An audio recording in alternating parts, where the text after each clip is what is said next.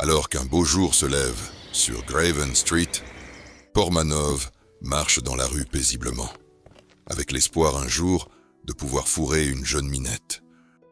Tout d'un coup, il tomba sur une créature étrange qui lui bouffa sa sandale. Attendez, c'est un capybara, un rongeur mange-merde. Le capybara avait en fait confondu sa merde avec Portmanov.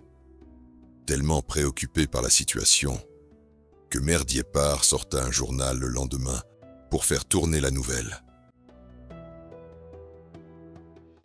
Apprenant la nouvelle, Kihirona, l'éleveur de capybara, reconnut directement son jeune mâle appelé Capybarette, qui s'était enfui de l'enclos quelques jours auparavant. Du côté du roi Owen, il passe son temps à faire des bains de foule sur les places de Graven Street. Alors qu'il marchait avec son chevalier Safine, ils entendirent des cris de cochons venant d'une taverne non loin d'eux. Ils s'approchèrent plus près du bruit et découvrirent en fait que c'était la mère Jojo, cette ivrogne qui se bourrait la gueule comme à son habitude. Les villageois présents à ce moment se regardèrent entre eux. Ils se sont imaginés qu'elle avait le string trop serré, tellement qu'elle gueulait cette connasse. Owen tomba immédiatement amoureux de cette beauté sublime et l'invita dans son château pour lui foutre une grosse poutrelle. Apprenant cela, Jackie, un prédateur à ses débuts, comptait bien reprendre sa Jojo et ne la voir que pour lui. Alors que le roi Owen mangeait à un banquet, accompagné de son ivrogne et de son cheval, se faisait distraire par son fou, Starlichiot.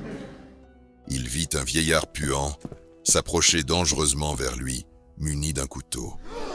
La mère Feknous reconnut son ancien mari, Jackie le nazi, qui la maltraitait, et appela le chevalier Safine à l'aide.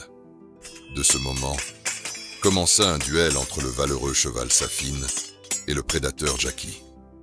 Après ce combat sanglant, Safine le maghrébin en sortit vainqueur.